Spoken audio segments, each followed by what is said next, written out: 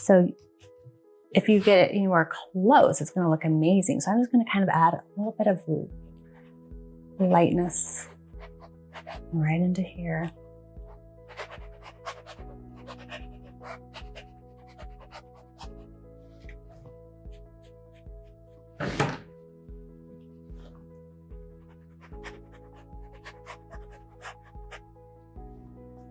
And we're just kind of popping in